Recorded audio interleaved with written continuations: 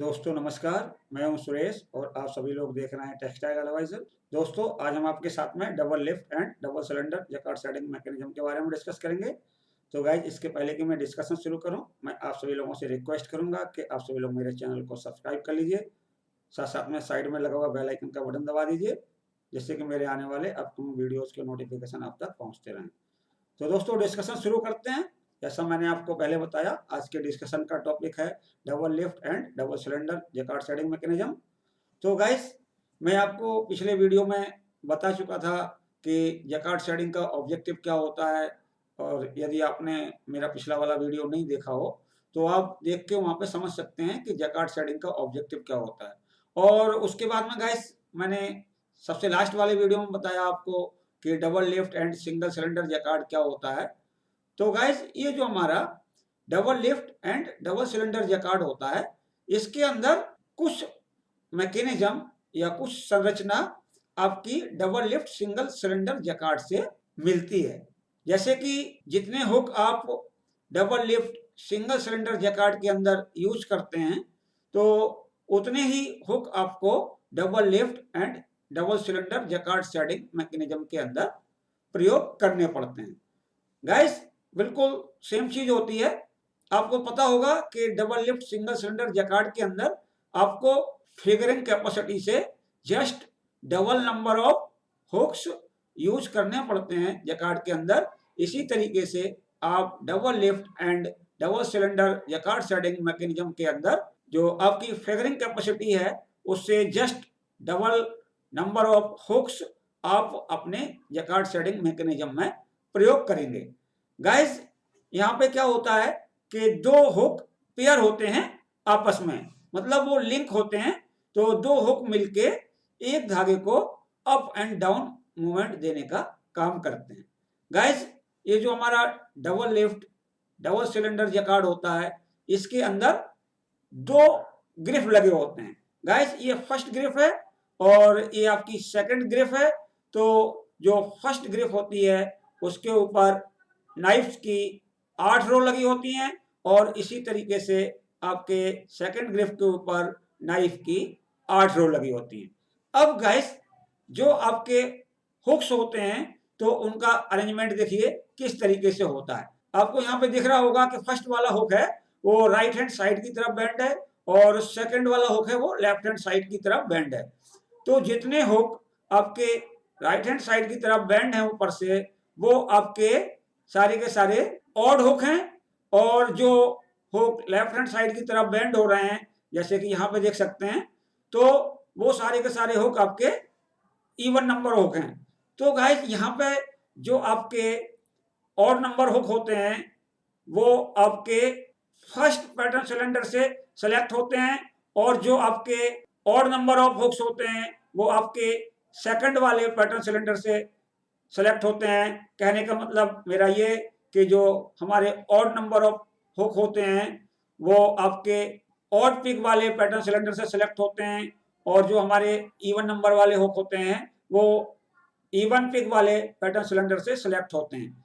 Guys आपने देखा था कि जो हमारा double lift single cylinder jacquard था, उसके अंदर जो नीडल प्रयोग की गई थी, तो जो नीडल की शेप थी वो डबल किंक नीडल थी। उसके अंदर दो जगह बेंड था, या यूं कहें कि एक नीडल के अंदर दो आई थी।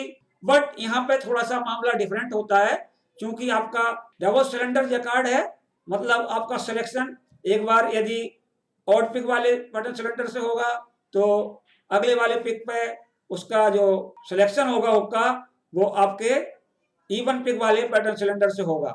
तो गाइस यहाँ पे आपको ऑड वाले हुक के लिए अलग नीडल प्रयोग करने पड़ते हैं, और इवन वाले हुक के लिए अलग नीडल प्रयोग करने पड़ते हैं। गाइस देखिए यहाँ पे आपने हुक देख लिए यहाँ पे, और इसके बाद में ये आपके नीडल हैं। आप देखेंगे यहाँ पे ये आपके ये नीडल हैं और आपके ये नीडल हैं, मतलब ई नीडल है और सी भी नीडल है। बट यहाँ पे डिफरेंस है गाइस, जो नीडल ई है वो आपके ऑड पिक वाले पैटर्न सिलेंडर के सामने आती हैं, और जो आपकी सी नीडल होती है वो इवन पिक वाले पैटर्न सिलेंडर के सामने आती हैं। गाइस ये जो हमारी नीडल होती है, तो इनके पीछे एक प्रेशर स्प्रिंग लगी होती है, और जो प्रेशर स्प्रिंग होती है वो आपके स्प्रिंग बॉक्स के अंदर लगी हुई होती हैं। और यहाँ पे देख लीजिए आप, यहाँ पर भी आपकी स्प्रिंग लगी हुई है और ये पूरा का पूरा स्प्रिंग बॉक्स होता है, इसके अंदर स्प्रिंग लगी होती हैं। ये जो प्रेशर स्प्रिंग होती हैं तो इनकी टेंडेंसी होती है ये आपके नीडल को टुवर्ड द सिलेंडर पुश करती रहती हैं। तो गाइस जो आपका ये वाला सिलेंडर है तो इसके अंदर ये आपकी स्प्रिंग लगी हुई है स्प्रिंग बॉक्स के अंदर। तो ये स्प्रिंग आपके नीडल ई को टुवर्ड द सिलेंडर पुश करने का काम करती है। इसी तरीके से यहाँ पे जो आपकी जो स्प्रिंग लगी होती है वो नीडल सी को toward the pattern cylinder push करने का काम करती है। गाइस यहाँ पे आप देखेंगे जो नीडल इंगेज हो रही है तो आप देख सकते हैं कि ये जो 8 नीडल हैं जो आपके ऑड पिक वाले पैटर्न सिलेंडर के सामने हैं तो उनका सीरियल क्या है। आपकी पहली नीडल ये वाली है, ये तो ये 1 नंबर में इंगेज हुई। तो इसके बाद में जो दूसरी वाली नीडल है कहाँ पे इंगेज हो रही, 3 नंबर में। फिर आपकी ये देखिए ये 5 नंबर में हो रही, फिर ये 7 नंबर में, फिर ये 9 नंबर, 11 नंबर और 13 नंबर और 15 नंबर। मतलब जितने भी ऊपर वाले नीडल हैं ये वाले, ये आपके ऑड नंबर के हुक से इंगेज हो रहे हैं। गाइस अब यहाँ पे देखिए, अब चूंकि ये जो आपका हुक नंबर 1 है और हुक नंबर 2 है ये आपस में पेयरिंग है, मतलब एक इवन हुक और एक ऑड हुक एक दूसरे के साथ में पेयर हैं, वो लिंक की सहायता से कनेक्ट हैं। तो यहाँ पे देखिए 1 नंबर 2 नंबर आपस में जुड़े हुए हैं यहाँ पे ये लिंक की सहायता से। तो गाइस यहाँ पे जो 2 नंबर का जो आपका हुक है वो देखिए गाइस यहाँ पे किस तरीके से अरेंज होता है। तो उसके लिए जो नीडल होती है उसकी नंबरिंग नीचे से चालू होती है। ये पहली नीडल है, फिर यहाँ पे देखिए ये दूसरी नीडल है आपके 4 नंबर से इंगेज हो रही है, फिर ये तीसरी नीडल है 6 नंबर हुक से इंगेज हो रही है, फिर ये आपकी चौथी नीडल है वो आपके 8 नंबर हुक से इंगेज हो रही है, ये आपकी 5वीं नीडल है वो आपके 10 नंबर हुक से इंगेज हो रही है, और ये 6वीं नीडल है वो आपके 12वें नंबर के हुक से इंगेज हो रही है, ये आपकी 7वीं नीडल है वो 14 नंबर के हुक से इंगेज हो रही है, और ये आपकी 8वीं नीडल है वो 16 नंबर के हुक से इंगेज हो रही है। तो गाइस आप अगर सीरियल देखेंगे तो यहाँ पे नीडल का 1 नंबर इधर से चालू होता है नीचे की तरफ, और यहाँ पे देखेंगे तो ये नीचे साइड से होता है इधर से। तो गाइस आप यहाँ पे देखेंगे ये आपका नीडल बोर्ड होता है। तो नीडल बोर्ड के अंदर से आपके जो सिलेक्शन नीडल होते हैं उनके सामने वाले सिरे नीडल बोर्ड से पास होते हुए बाहर निकलते हैं, और सेम तरीके से इधर होता है जो आपके सिलेक्शन नीडल होते हैं और नीडल बोर्ड के होल से पास होकर बाहर की तरफ निकल जाते हैं। और इन दोनों नीडल बोर्ड के जस्ट सामने एक एक पैटर्न सिलेंडर माउंट किया जाता है। गाइस ये एक पैटर्न सिलेंडर है, एक पैटर्न सिलेंडर ये है, और ये आपका ऑड पिक को सिलेक्शन देता है और ये आपका इवन पिक को सिलेक्शन देता है। गाइस इसके बाद में मैकेनिज्म लगभग सेम है। ये आपकी स्लॉटेड ग्रिड है तो इसके ऊपर आपके हुक रेस्ट करते हैं। आपकी जो डी और एफ नीडल आई है तो इन्हीं के अंदर आपके हुक इंगेज होते हैं, और नीचे जब आप आएंगे तो देखेंगे कि जो आपके जो हुक होते हैं लिंक की सहायता से एक दूसरे से कनेक्ट हो जाते हैं। इसके बाद में क्या होता है कि पेयरिंग लिंक से एक नेक कॉर्ड लगी होती है, मतलब नेक कॉर्ड का एक सिरा या ऊपर वाला सिरा पेयरिंग लिंक से कनेक्ट होता है, और उसके बाद में वो आपकी नेक कॉर्ड टग बोर्ड के होल से पास होती है। गाइस ये आपका टग बोर्ड है तो देखिए यहाँ से आपकी नेक कॉर्ड पास हो रही है। इसके बाद फिर नीचे आती है नेक कॉर्ड और उसके साथ में हार्नेस कॉर्ड कनेक्ट हो जाती है। गाइस यहाँ पे देखिए यहाँ पे नेक कॉर्ड आ गई तो नेक कॉर्ड से फिर ये आपकी हार्नेस कॉर्ड कनेक्ट हो गई, और हार्नेस कॉर्ड का जो ऊपर वाला सिरा होता है वो नेक कॉर्ड के नीचे वाले सिरे से कनेक्ट होता है। गाइस इसके बाद में हार्नेस कॉम्बर बोर्ड के होल से पास होती है, और होल से पास होने के बाद में जब वो नीचे जाती है तो हार्नेस कॉर्ड का निचले वाला सिरा आपके हील्ड वायर के ऊपर वाले सिरे से कनेक्ट होता है, और हील्ड वायर का नीचे वाला सिरा लिंगो से कनेक्ट होता है। लिंगो एक डेड वेट होता है। तो गाइस ये तो था आपका structure of double lift and double cylinder jacquard shedding mechanism. अब मैं आपको बताऊंगा कि जो हमारा double lift and double cylinder jacquard shedding mechanism होता है इसका वर्किंग प्रिंसिपल क्या होता है, मतलब हमारा double lift and double cylinder jacquard किस तरीके से वर्क करता है। तो गाइज मेरे वीडियो के साथ में अंत तक जरूर बने रहिए, तभी आपको ये सारा टॉपिक अच्छे तरीके से क्लियर होगा। तो गाइज जो ड्राइव होती है हमारी double lift double cylinder jacquard की, वो जस्ट सिमिलर होती है आपके double lift single cylinder jacquard के। मतलब आपका जो double lift and double cylinder jacquard होता है तो उसको मोशन मिलती है बॉटम शाफ्ट से। मतलब बॉटम शाफ्ट के ऊपर एक स्प्रॉकेट व्हील लगा होता है और एक स्प्रॉकेट व्हील आपके जकार्ड शाफ्ट पे लगा होता है। तो दोनों स्प्रॉकेट व्हील चेन की सहायता से आपस में कनेक्ट होते हैं और जैसे ही आपकी लूम चलती है तो बॉटम शाफ्ट घूमता है। तो जब बॉटम शाफ्ट घूमता है तो चेन और स्प्रॉकेट की सहायता से आपका जकार्ड शाफ्ट रोटेट करना चालू कर देता है।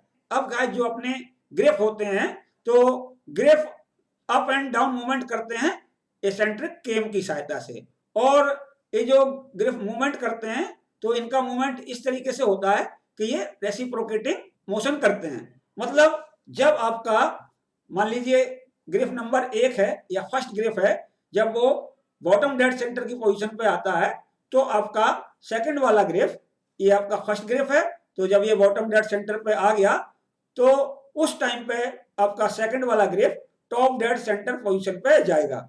और जब आपका जकार्ड का हाफ राउंड होगा तो आपका सेकंड वाला ग्रिप बॉटम डेड सेंटर पे आ जाएगा और आपका फर्स्ट वाला ग्रिप टॉप डेड सेंटर पे पहुंच जाएगा। गाइस जब जकार्ड रोटेट करता है तो ग्रिप एक दूसरे को क्रॉस करते हैं। तो गाइस अब देखिए किस तरीके से आपका हुकों का सिलेक्शन होता है। तो गाइस सबसे पहले क्या होता है कि मान लीजिए आपका फर्स्ट वाला ग्रिप है वो बॉटम डेड सेंटर पे आ गया, तो जब ये बॉटम डेड सेंटर पे आ जाता है तो इसकी पोजीशन ये वाली हो जाती है। गाइस यहाँ पे देख सकते हैं आप, ये जो आपका नाइफ है तो इसके ऊपर हुक पहुंच गया और यहाँ पे क्लियरेंस भी है। और फिर क्या होगा कि आपका जो पैटर्न सिलेंडर होगा उसके ऊपर एक कार्ड की चेन माउंट होती है और उस कार्ड के ऊपर डिजाइन के हिसाब से होल पंच किए जाते हैं। मतलब जिस एंड को उठना होता है वहां पे होल पंच किया जाता है और जिस एंड को डाउन करना होता है वहां पे जगह खाली छोड़ दी जाती है। तो गाइस जैसे ही आपका पैटर्न सिलेंडर आपके सिलेक्शन नीडल के आगे वाले सिरों को पुश करता है तो गाइस क्या होता है कि हमारे सिलेक्शन नीडल का आगे वाला सिरा पंच होल के अंदर जाके परफोरेटेड सिलेंडर के होल में एंटर कर जाता है और वो जो नीडल होती है उसकी पोजीशन चेंज नहीं होती है। और पोजीशन चेंज नहीं होती है गाइस तो जो हमारा हुक होता है वो नाइफ के साथ में इंगेज बना रहता है। गाइस यहाँ पे देखिए ये आपका पैटर्न सिलेंडर है, ये इधर की तरफ मूव करता है। जब मूव करता है तो यहाँ पे यदि होल होता है तो क्या होता है, ये वाली नीडल होल के अंदर चली जाएगी और होल नहीं होगा तो क्या होगा, ये वाली नीडल पुश हो जाएगी।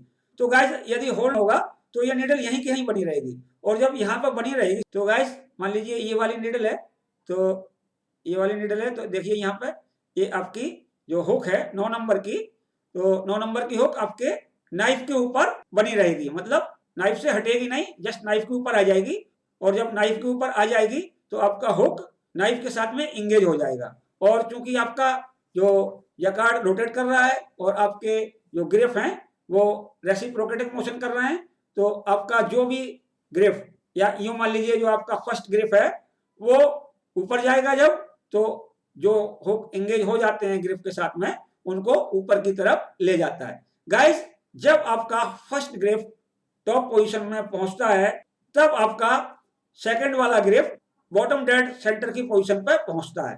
तो जब बॉटम डेड सेंटर की पोजीशन पे आपका सेकंड वाला ग्रिप पहुंचता है तो फिर वहां पे जो आपके इवन नंबर के हुक होते हैं उनका सिलेक्शन होता है। गाइस उस केस में ये वाला जो सिलेंडर है, मतलब इवन पिक वाला सिलेंडर है, वो नीडल के फ्रंट एंड को पुश करता है, इधर की तरफ पुश करता है। तो जहां पे होल होगा तो नीडल का सिरा होल के अंदर घुस जाएगा और उस नीडल की पोजीशन चेंज नहीं होगी। और जिस जगह पे होल नहीं होगा तो वो नीडल डिफ्लेक्ट हो जाती है और हुक नाइफ से डिसएंगेज हो जाता है। तो जो हुक नाइफ के साथ में इंगेज हो जाते हैं वो ऊपर उड़ जाते हैं जब आपकी सेकंड वाली ग्रिप अगेन ऊपर की तरफ जाती है। गाइस ये जो हमारा double lift and double cylinder jacquard setting mechanism होता है तो ये नेगेटिव मैकेनिज्म होता है। इसके अंदर कोई ऐसा मैकेनिज्म नहीं होता है कि अपने आप आपका हुक डाउनवर्ड पोजीशन में आ जाए तो हील्ड वायर के नीचे वाले सिरे में एक लिंगो या डेड वेट लटकाते हैं, जिससे आपका हुक नीचे की पोजीशन में आ जाता है। गाइस यहाँ पे आप देख पा रहे हैं कि ये जो आपको होल दिख रहे हैं, ये टग बोर्ड है, ये आपके नेक कॉर्ड को अपनी पोजीशन में बनाए रखता है और एक दूसरे के साथ में एंटेंगल भी नहीं होने देता है। और इसी तरीके से यहाँ पे आपका कॉम्बर बोर्ड होता है, तो कॉम्बर बोर्ड का भी काम होता है कि आपके हार्नेस कॉर्ड को एक दूसरे से इंटेंगल ना होने दे और अपनी जगह पे हार्नेस कॉर्ड को बनाए रखे। गाइस हार्नेस कॉर्ड का नीचे सिरा आपके हील्ड वायर से जुड़ा है, तो जैसे ही आपका हुक ऊपर की तरफ जाता है तो आपका नेक कॉर्ड और हार्नेस कॉर्ड आपके हील्ड वायर को ऊपर की तरफ ले जाते हैं। तो जो भी धागा आपके हील्ड वायर के आई में भरा होता है वो धागा डिजाइन के अनुसार ऊपर उठ जाता है। तो गाइस अब इस जैकार्ड का एडवांटेज क्या है? तो इस जैकार्ड में होता क्या है गाइस कि जो हमारे पैटर्न सिलेंडर होते हैं वो दो होते हैं। तो दो होने की वजह से क्या होता है कि पैटर्न सिलेंडर की स्पीड घट जाती है। तो स्पीड घटने से क्या होता है कि हम जैकार्ड की जो ओवरऑल स्पीड होती है, मतलब जैकार्ड का आरपीएम होता है, वो हम बढ़ा सकते हैं। तो इससे हमारे लूम की प्रोडक्टिविटी बढ़ जाती है और हमारी कॉस्ट भी घट जाती है। अब इसके अंदर एक डिसएडवांटेज ये होता है कि हमें ध्यान रखना पड़ता है कि जो हमारा सीक्वेंस चल रहा है कार्ड का, तो जब आपका ऑड वाला सिलेंडर घूमता है तो ऑड पिक का सिलेक्शन होता है। मान लीजिए यहाँ पे 1 नंबर था, तो यहाँ पे आपको ध्यान देना पड़ेगा कि जब ये घूमे तो यहाँ पे 2 नंबर आ गए। तो इस तरीके से आपका सिलेक्शन होता रहता है और आपकी जैकार्ड की स्पीड भी बढ़ जाती है। तो गाइस देख के बताइए मेरा वीडियो कैसा लगा। यदि आपको मेरा वीडियो अच्छा लगा हो तो आप लाइक का बटन दबाएं, दोस्तों में शेयर करें। और गाइस यदि आपने अभी तक मेरे चैनल को सब्सक्राइब नहीं किया है तो कृपया मेरे चैनल को सब्सक्राइब कर लीजिए। साथ साथ में साइड में लगा हुआ बेल आइकन का बटन दबाइए, जिससे कि मेरे आने वाले अपकमिंग वीडियोज के नोटिफिकेशन आप तक पहुंचते रहें। Thank you for watching my channel.